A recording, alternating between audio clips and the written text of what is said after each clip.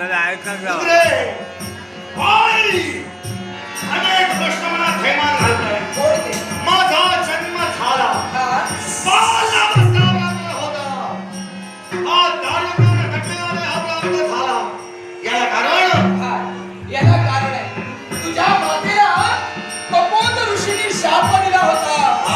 तिच्या उदरी जन्माला येणारा पुत्र हा अकाळ विक्राळ असणार आहे.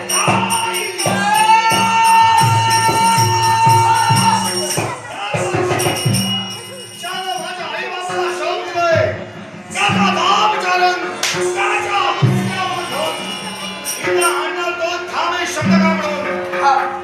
आता कपोत ऋषीपर्यंत तू जातोयस होय. त्यांना शिक्षा देण्यासाठी. पण मी असं म्हणतोय कपोत ऋषींनी तुझ्या आईला जो शाप दिला हा काढण्यासाठी की वैद्यासाठी या तुझ्या कृष्णाचं उत्तर वेळ आल्यावर नक्की तुला सापडणार पण आहे. या वर्षी माझा जन्म झाला त्यावेळी तुम्ही माझा धर्मशय केला आहात.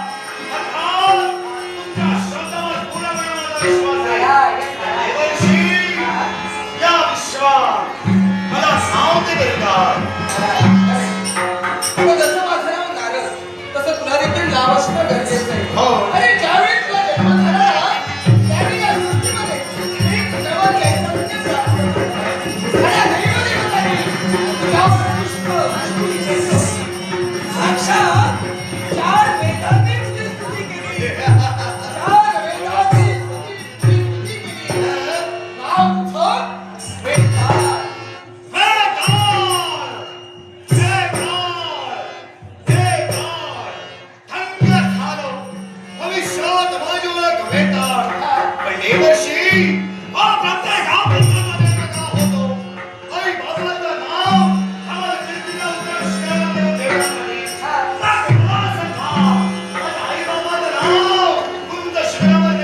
पण मी असं म्हणतोय की तुझा जन्म झाला ना फक्त तुझ्या आई वडिलांसाठी तुझा जन्म झाला तो विश्वासाठी झालेला आहे.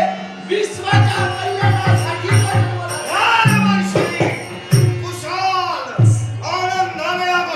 स्वीकार करेन.